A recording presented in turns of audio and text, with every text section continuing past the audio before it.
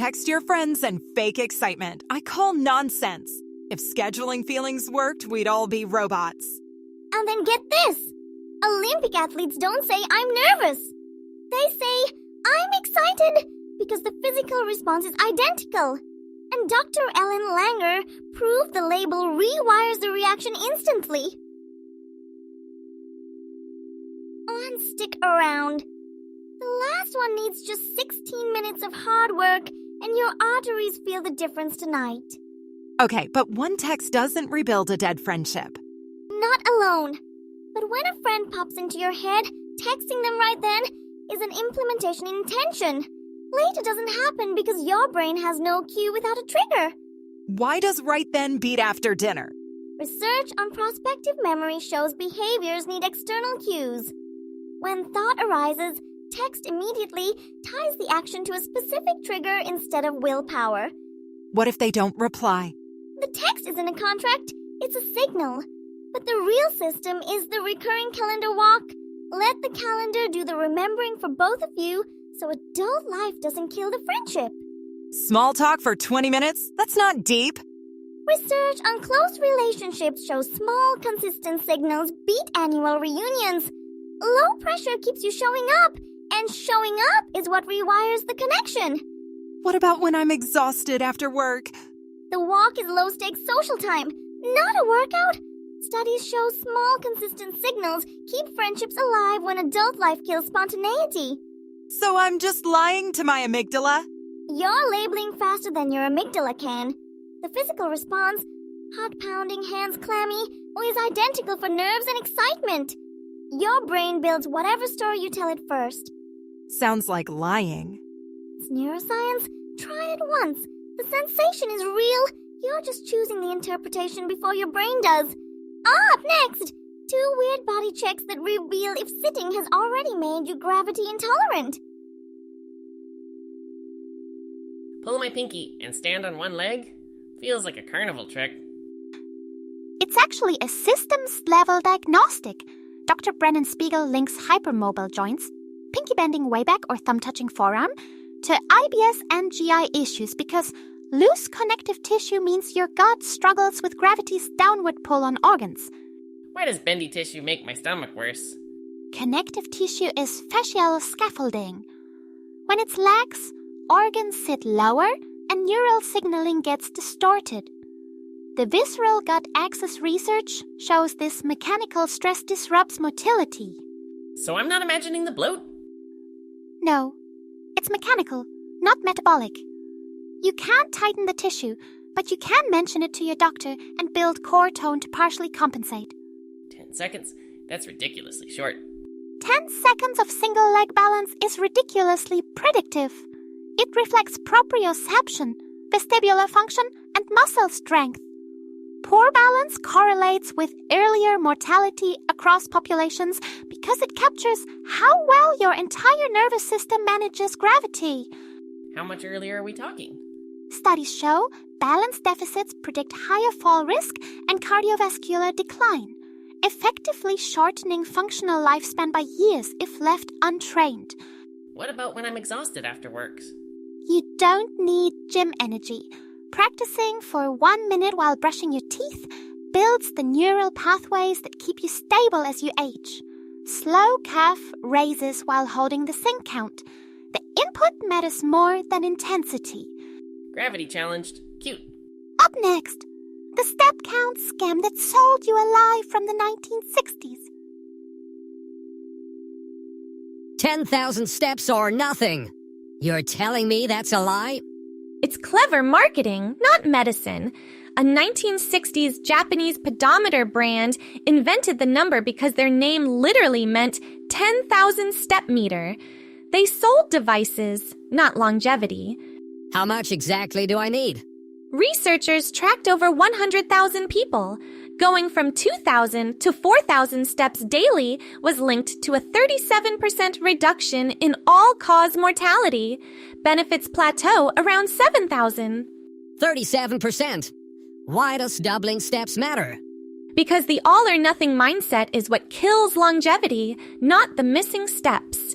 Even 500 extra steps, About 5 minutes starts moving the needle biologically by improving insulin sensitivity and endothelial function. Why 7,000 and not 8? The curve plateaus. More steps don't hurt, but the marginal return drops sharply after 7,000. Consistency at 7,000 beats. Guilt-driven 15,000 that you abandon in March. What about when I'm exhausted after work? Then try Japanese interval walking. 3 minutes at a normal pace, then 3 minutes like you're late for a meeting. Repeated 5 times for 30 minutes total. Studies show it doubles aerobic improvement versus regular walking. Interval walking sounds complicated. It's not.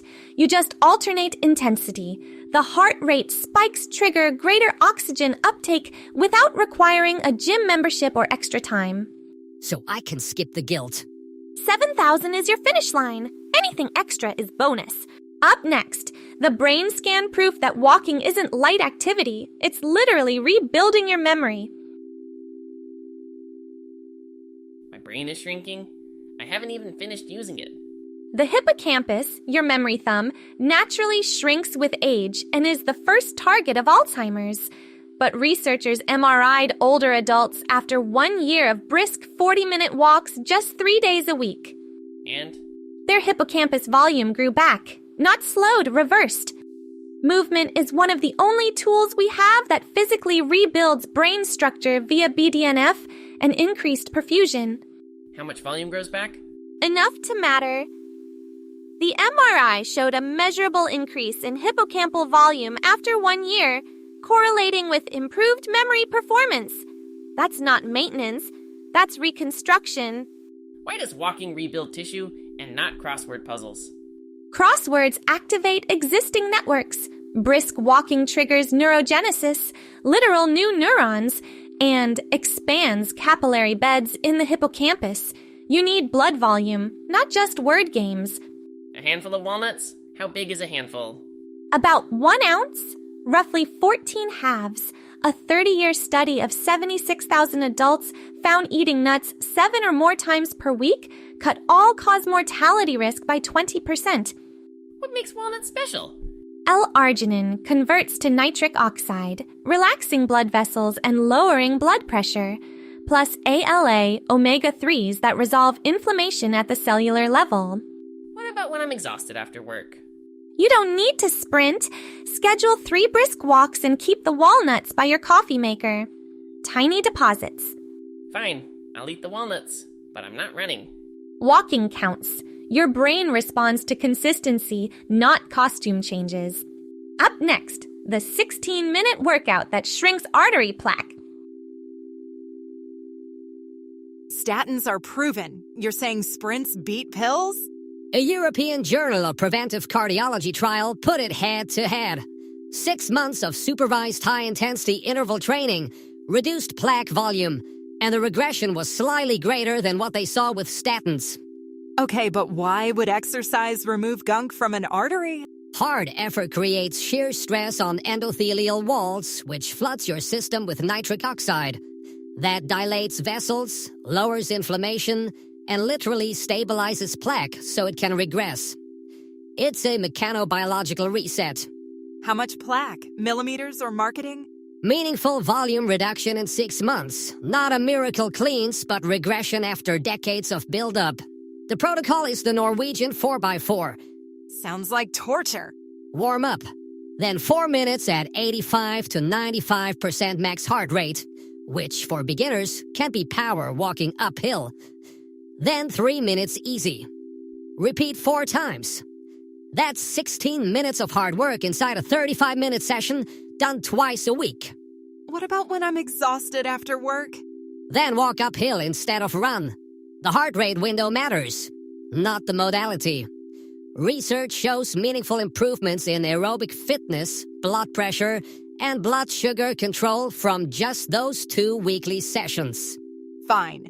16 minutes of misery twice a week. I hate that this makes sense. And remember that promise from the top? 1 session dilates your vessels and starts lowering blood pressure before bedtime. It really does work tonight. Here's the challenge. Day 1, text a friend and lock in one walk. Day 2, test your pinky and stand on one leg. Day 3, check your baseline steps and add 500. Day 4, eat a handful of walnuts and schedule 3 brisk walks. Day 5, do 1 Norwegian 4x4. That's their arc. I'm team 4 minutes of misery, 4 times. And I'm team tiny walks and walnut handfuls. Tell us your side in the comments. Like this if your chair is now your enemy. Subscribe for the deep dive every week. And share it with someone who's still chasing 10,000 steps. If you're still sitting, your arteries just sent a cease and desist. Daily